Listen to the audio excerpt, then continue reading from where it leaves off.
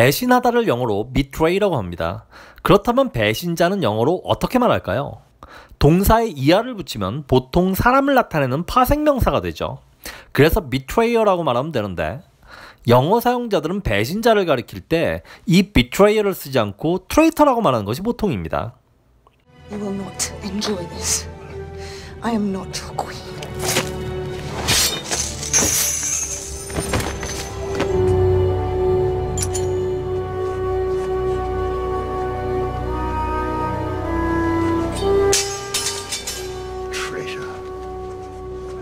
Traitor! Traitor! I missed you. How's little Natasha? She's Nathaniel. Traitor. 정말 배신한 사람을 가리키든 장난식으로 배신자라고 말하든 항상 이 traitor를 씁니다. 그런데 배신하다라고 말할 때는 betray, 배신은 betrayal이라고 합니다. 트레이터는 사실 어원을 알 수 없는 단어예요. 트레이트는 특징으로 해석되고 배신과는 전혀 상관없는 단어입니다. 트레이트는 feature, characteristic과 동의어죠. 그리고 배신자가 되다를 영어로 어떻게 말하면 될까요? 영문법 강의 41강에서 상태 변화 동사, become형 동사들에 대해서 알아보았는데 그냥 단순하게 become a traitor라고 말하면 됩니다. I want to find the right guy. I'm gonna need someone on the inside, someone I can trust. And Peg? There's no one I trust more than you. Howard, you're asking me to become a traitor in order to prove you're not one. You do see the irony. Come on, Peg. 상태 변화 동사에는 become 이외에도 grow, turn, get, go 등이 있다고 했습니다. 그런데 이 중에서 색깔의 변화를 나타낼 때 보통 turn을 사용한다고 했습니다. 또한 turn이 명사를 보어로 취하면 보통 정치, 종교적 입장 변화를 나타낸다고 설명한 바 있습니다. 그래서 배신자가 되다라고 할 때 become 대신 turn을 쓰는 것이 일반적입니다. 근데 이때 관사를 반드시 생략해야 합니다. 그래서 turn a traitor가 아닌 turn traitor라고 하죠.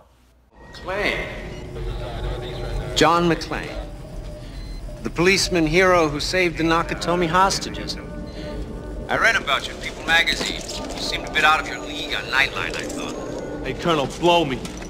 How much drug money's Esperanza paying you to turn traitor? I think Cardinal Richelieu said it best.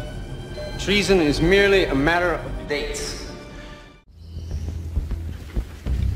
I need Terry Sheridan. Not in a million years, not if you were the last man on Earth.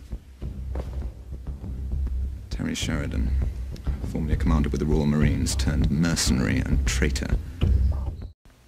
굉장히 빠르게 지나가기 때문에 잘 안 들리실지도 모르겠지만 에이전트 카터의 대사를 잘 들어보면 become a traitor라고 말할 때는 분명히 부정관사 a를 traitor 앞에 붙이는 것을 확인하실 수 있습니다.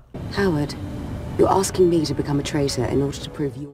그런데 turn traitor, turn mercenary라고 말할 때는 절대 관사를 붙이지 않습니다. How much drug money's Esperanza paying you to turn traitor? Turned mercenary and traitor. 정말 별것 아닌 문법 규칙인데 영어 원어민들은 이걸 꼬박꼬박 잘 지켜서 말하고 글을 씁니다. 영어 원어민들한테 왜 이런 문법 규칙이 있느냐고 물어보면 자기들도 잘 모른대요. 사실 대부분의 문법 규칙들은 다 그 나름의 이유가 있습니다. 가령 관계대명사 등의 후치수식이나 가정법이나 현재 완료 시제와 같은 문법들도 조금 생각해보면 다 존재하는 이유가 있고 실제로 써보면 나름 편리한 면이 있어요. 그런데 상태 변화 동사로 쓰인 턴의 보호에 관사를 생략하는 규칙은 도저히 그 이유를 이해하기 힘들고 그래서 암기하기도 힘든 문법 규칙이죠. 이와 관련한 문법 문제는 수능과 같은 시험에서는 사실상 보기 힘들지만 공무원 시험이나 탭스와 같은 고난이도 시험에 이따금 등장하는데 신경 써서 암기하지 않으면 정말 맞추기 힘든 문제입니다. 혹시 이러한 시험들 때문에 이 문법사항을 꼭 알아두셔야 하는 분들에게 영문법 강의 41강과 이 동영상을 잘 시청하는 것이 꼭 도움이 되었으면 합니다.